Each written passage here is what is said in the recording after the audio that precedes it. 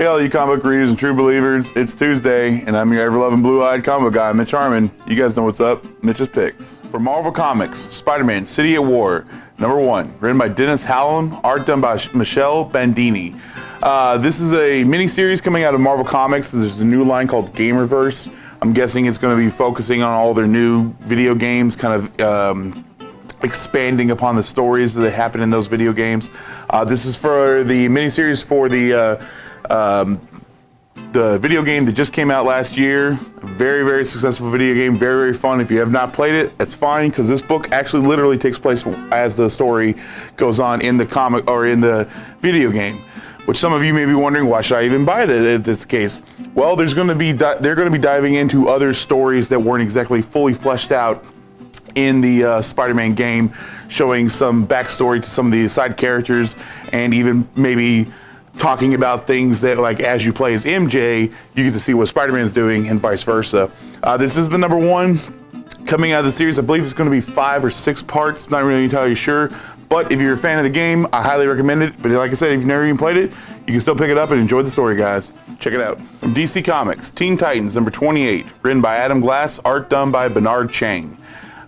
This is the beginning of the new story arc, Terminus Agenda.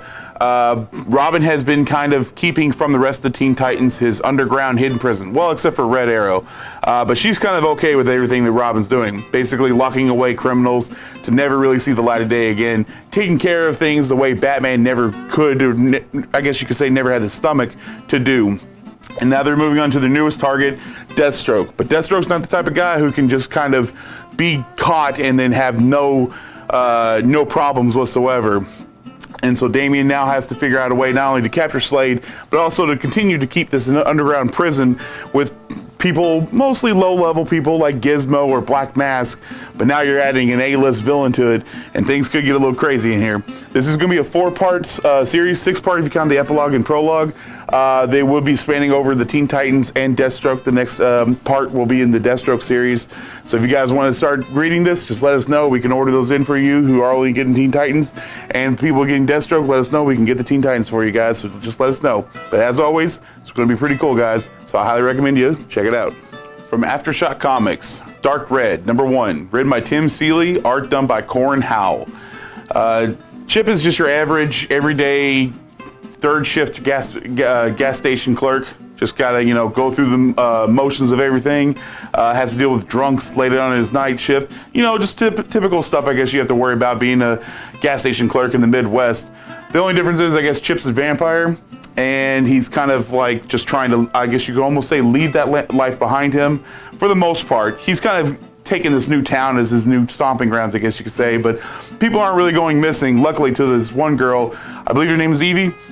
She has a disorder where she creates too much blood, so he kind of just feeds off her. She prevents him from getting a blood clot in her brain. He has a steady supply of blood where people don't have to go up missing. Seems like everything's pretty copacetic. That until his old life comes knocking down his door, literally, and basically trying to either kill him or recruit him. This is a new series. I'm not sure how long it's going to be running, but it does not seem to be a mini-series, so it's going to go until people start losing interest, I guess you could say. But it is a new series from Tim Seeley. The guy's done X-23. He did the Injustice stuff. Or, I don't know, that was Tom Taylor. But there's Nightwing. He did a lot of great stuff for Marvel and DC. And so I'm really interested in where he's going to go with the Aftershock stuff, guys. So like I said, you want to pick this up, even if you're not really a big fan of all the horror and whatnot, it's just a really interesting story, guys. Check it out. From Marvel Comics, Spider-Man, Life Story, #1, The 60s, written by Chip Zdarsky, art done by Mark Bagley. This is a new miniseries coming out of Marvel Comics. I believe it's going to be 6 parts, or maybe it's 5. Each one's going to cover a different decade and kind of follow Spider-Man through those decades.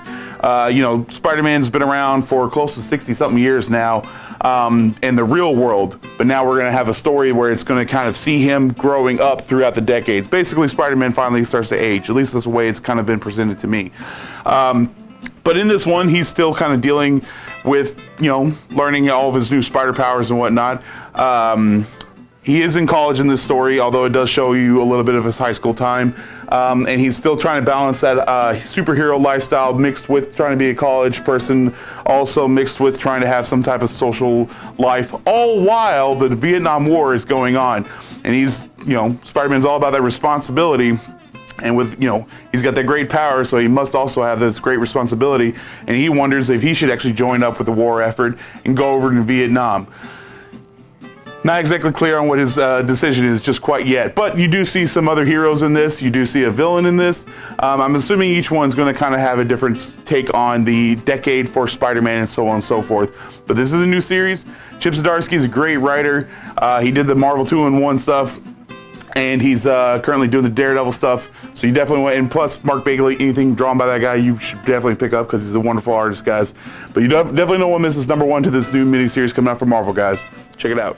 From Dark Horse Comics, Freaks of the Heartland, hardcover, written by Steve Niles, art done by Greg Ruth. The story revolves around Trevor and Will.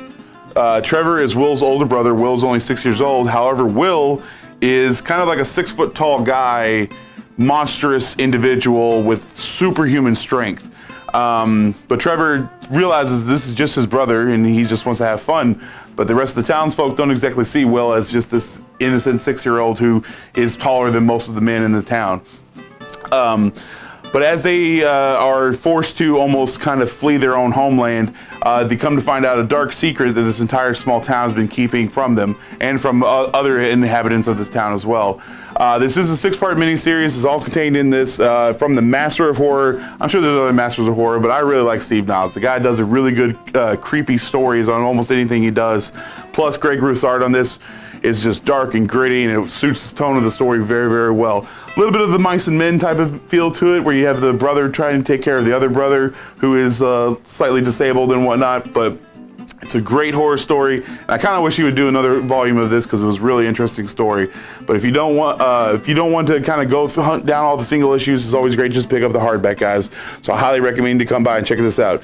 Don't forget, next week we are doing a screening of the My Hero Academia movie, Two Heroes. We'll be doing it after we close, I believe at 9 o'clock, or maybe it's closer to 9:30. It's free to get in. We will be selling popcorn and drinks for $1 a piece. But if you guys are just looking for looking for something to do on a Friday, that you got nothing going on, you want to check out the movie, come on by. And like I said, we'll have like close to 30 seats or 40 seats, whatever. First come, first serve. Who knows? Maybe we'll allow people to sit on the floor. I don't know if we got too many people. But anyways, it's going to be good, guys, especially if you haven't seen the movie. We got a nice big projector in the back to view it all for your viewing pleasures. But that's all my pick for this week, everyone. Keep reading your comics, true believers. See you guys next week.